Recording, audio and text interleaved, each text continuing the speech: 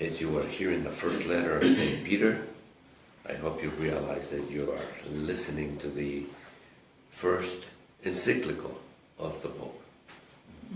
That's what it is, the encyclical.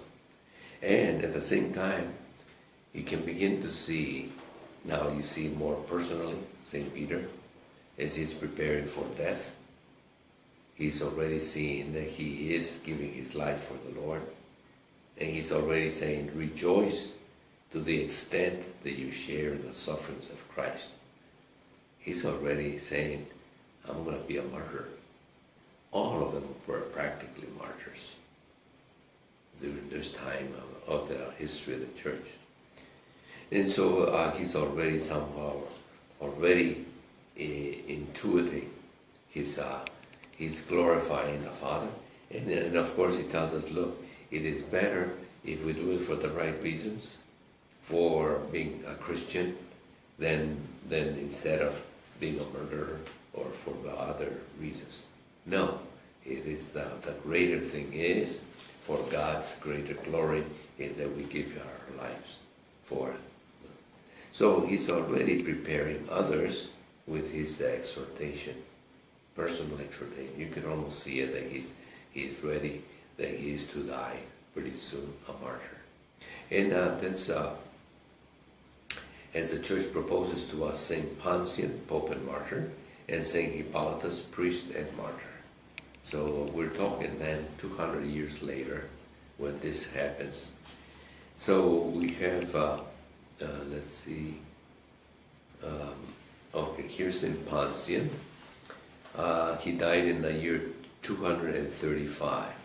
So, the Bishop of Rome, he was banished by Maximinius Thrax. He was banished to Sardinia, where he was reconciled with Hippolytus. Before dying, he abdicated his office, the first pope to do so. So, if you want to know some trivia, then Pontian was the first one to retire or abdicated from his position, to make way for his successor, Saint Anterus. He was buried in the cemetery of Saint Callistus in Rome. Okay, so Saint Pontian. And the same year that Saint Pontian, Hippolytus also died.